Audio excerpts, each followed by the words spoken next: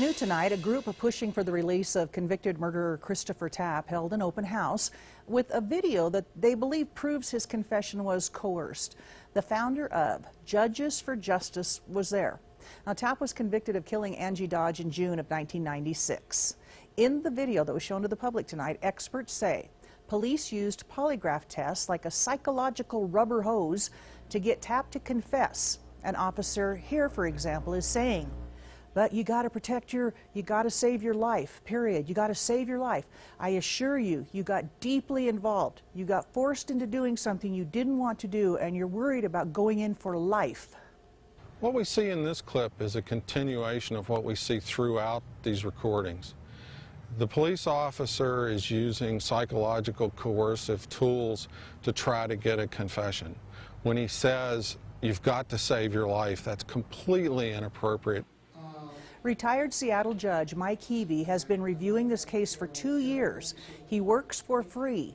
He studies cases that he considers wrongful convictions.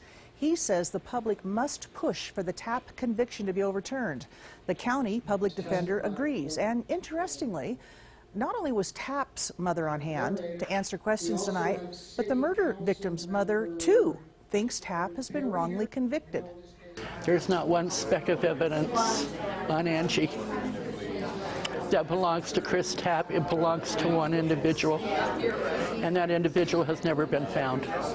You know, he spent 19 years already of his life in there, and he should have never been there in the first place. At the end of the day, Chris Tapp is an innocent man who's in prison, and justice requires that he be released.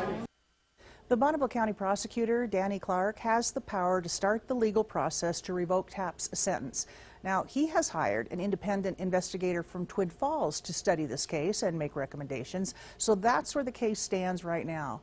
But if you'd like to see parts of the polygraph tests that appear to be leading the suspect, you can find a link to that video at tonight's open house on our website, localnews8.com, and it's under Mentioned Links.